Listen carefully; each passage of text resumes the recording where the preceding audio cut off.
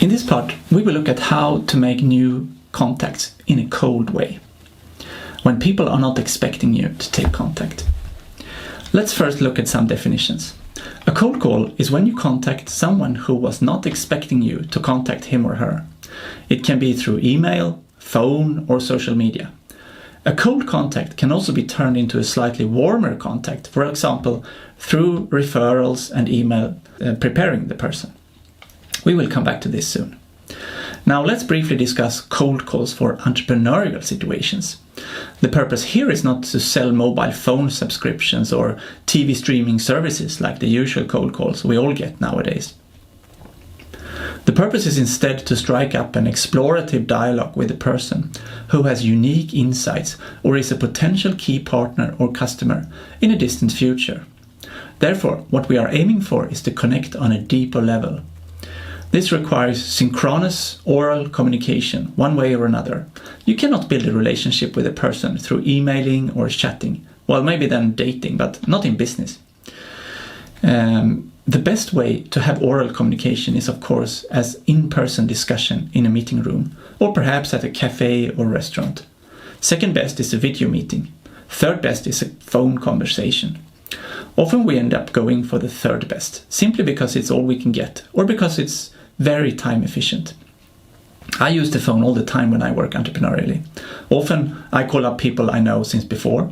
I specifically go for the phone instead of an email, simply because it's a better way to build up a relationship to a key person. Sometimes I prepare them before I call, but often not. Here are some warm-up strategies that you can use when preparing your cold contacts. Referrals is a very powerful way to warm up people. Someone they know said we should talk. This is a perfect icebreaker that works every time. It should always be used whenever possible.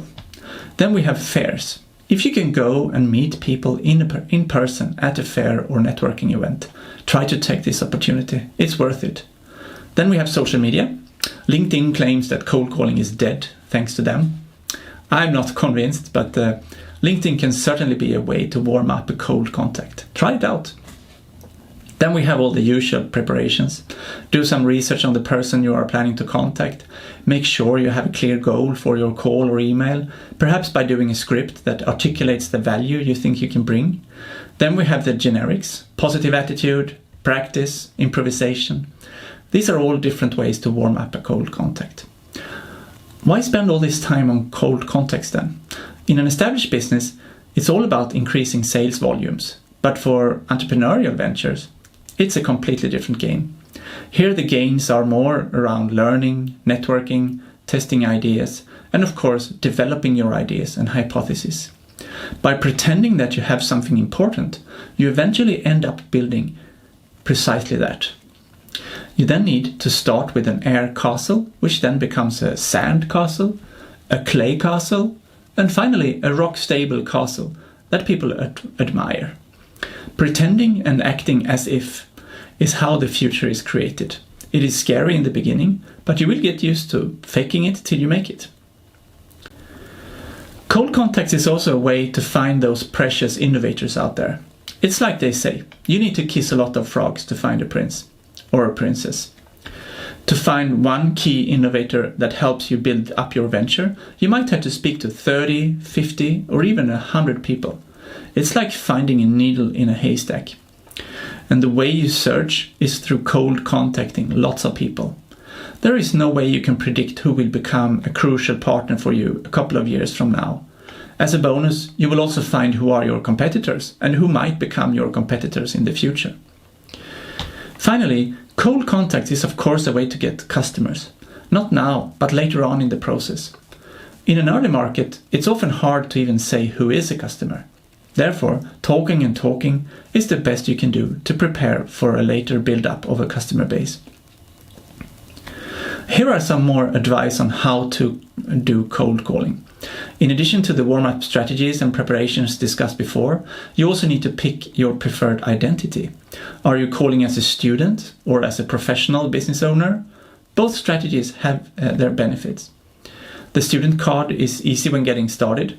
The business card is more difficult, but once you get the discussion going, people will take you more seriously. You can also use what is called spin questions. This is part of the book by Neil Rackham, so I will not talk more about that here. Have a look at my video series on Rackham's major accounts sales strategy instead. Then at some point, you need to stop preparing and analyzing and instead just do it. Lift your phone and just see what happens. You might have to lock yourself up in a room and throw away the key, or at least tell yourself, I will stay in here for an hour and only make cold calls. You can also gamify yourself. For each call made, remove a marble from a jar and stay in the room until the jar is empty. There are, of course, more sophisticated ways to document your calls. Many people use CRM software. CRM stands for Customer Relationship Management. An Excel sheet also works just fine in the beginning. Whenever you get someone to agree to meet you, do celebrate. Then get on it again. Repeat, repeat, repeat. This is a numbers game with no single correct way to do it. Quantity will end up beating preparation, and in the end you will find an approach that fits you and your personality. And when it feels tough, you can always resort to humor, to see the funny side of it all. I never forget when I proposed a customer to work digitally with his truck company, and he told me, my grandfather used pen and paper, my father used pen and paper, and I will keep use pen and paper. Good day. We've told that story to each other again and again for so many years. It was the perfect laugh in between calls. Let's finish this video with some advice from some of all the students who've done this before you. Flattering always works. You can never flatter too much. Show that you care, be unique, or try to articulate how you are unique, at least. Define why you are bugging people. How can this help them? Try to build up your confidence, focus on building relationships, and don't forget to let them do the talking by being silent once they get started. There you also see a typical script. Here are some more insights from students, taken from written reflections in LoopMe.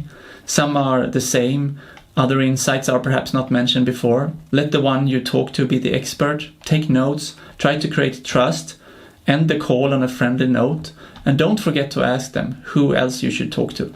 That then turns into a referral link you can use later. Good luck!